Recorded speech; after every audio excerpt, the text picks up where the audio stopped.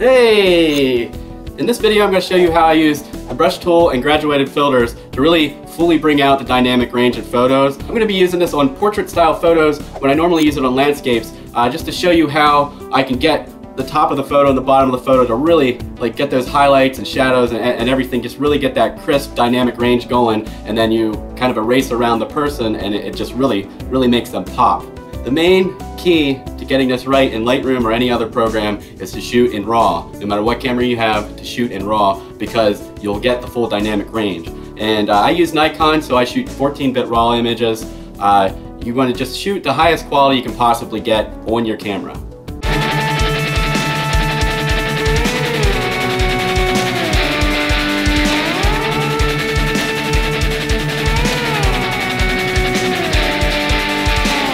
I'm happy with this photo. I'm just going to get the brush, and it's called Light and Face. I have a setting, just a handful of settings, and most of them have to do with skies and lightning faces and enhancing things.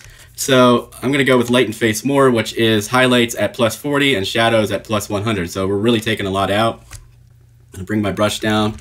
I normally always keep my brush at 100% feather, so it's nice and soft.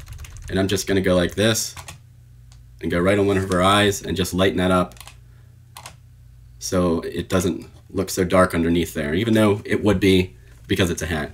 But that to me, that's 100% better. Now I'm going to go to the graduated filter, go up here and pull down. This is where a lot of the magic in my landscape photos happen, right here in Lightroom, by selectively darkening the sky. And I actually have settings called Super Sky 1, 2, and 3, and then Super Sky Dehaze, which I'm going to try first here. And it's way too much, so I'm just going to go with Super Sky 3 and pull some of the whites back up here. It's a little much, so I might just stretch it out here. A little too much darkening. You don't want it to look too blue. I do that a lot, and I like it, but in a portrait I don't want to distract too much away from the actual subject. And you can see off here, it just looks hazy in the background, and that's fine and dandy, but that's not my style.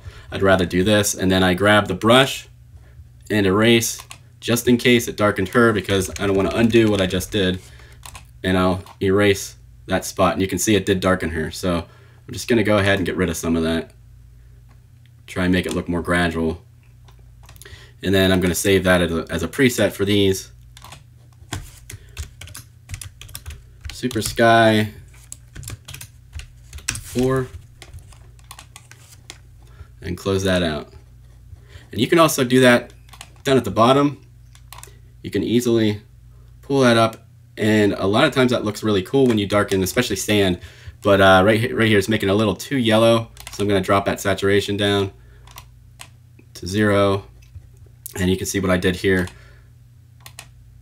That makes a world of difference there. And this is the dynamic range you have when you shoot RAW. You know, it's all there. It's up to you to bring it out, whether you want to bring it out or not. If you want it to look hazy like that, then leave it alone. If you don't, this is my thing. I just like to make it look as contrasty as I can without even touching the contrast slider. Just using the tools in Lightroom to kind of darken it and bring out more dynamic range. That's the big term here, the dynamic range. And it's so gradual that you wouldn't even really know it's done. And most people looking at it, you know, versus let's look at this photo before it.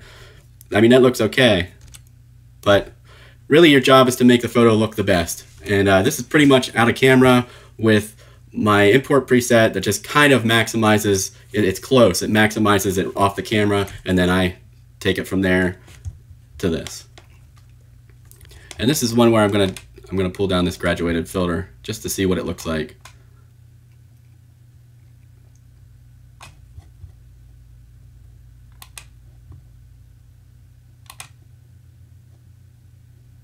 That looks a lot better. And I'm still going to erase away what I don't need here, which is right there. Then I'm going to do the bottom, and I'm going to pull it up and line it up with the edge of the water here, so it doesn't look, so it's not real obvious.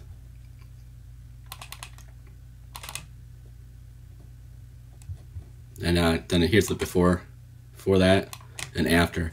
And what I'm doing, essentially in every photo, what I'm doing is drawing the viewer into the center. And you can do that by leaving that alone if you frame properly and follow the rule of thirds. But you can also do that by, a lot of people just put a vignette, which would make my job a lot easier, but I don't like it when the sides are dark in every photo. So I'll just pull down the sky and pull up the ground and kind of have everything pointed inward toward the subject of the photo. I'm going to erase this again right here.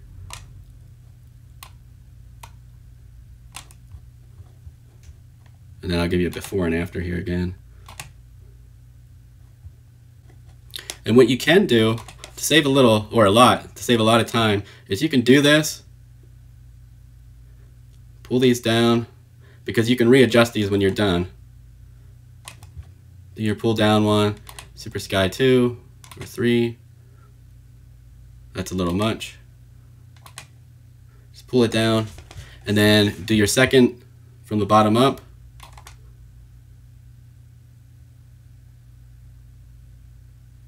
And actually just leave your settings.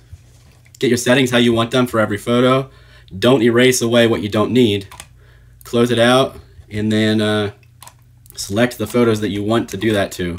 And for me, that's going to be a lot of them. So I'm going to just select them, because you can just delete these back out of here anyway. For me, especially for the ones where there's sand and sky, I want to do all of them like that. So this is going to save me a lot of time. I'm just going to select all my 5s, and I'm just going to sync.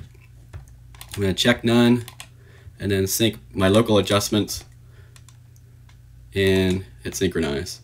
So now they all have an enhanced sky and enhanced sand. Whether they need it or not, I can take it right back off again. And that's basically how I'm going to do all of these. This one I have to go a little bit wider because I don't want it to be too obvious. And what you have is just a lightened center. And you could do this a lot of different ways. This is a little involved, it's a little more hands-on, but the end result is really nice without using a vignette and just darkening a big circle. And that's good how it is. So I'm just going to erase the darkening here from the sky.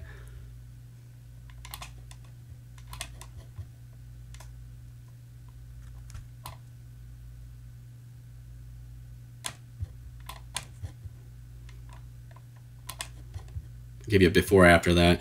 Some of these, I do things so gradually sometimes you don't really know if I made any difference. So here's the easiest way of seeing. Just hit Y and look at the difference. You can see I brought out more skin tone. The greens look better. It's a little less hazy, even though by most standards that would be fine. I just kind of de-rawized it and brought out more color.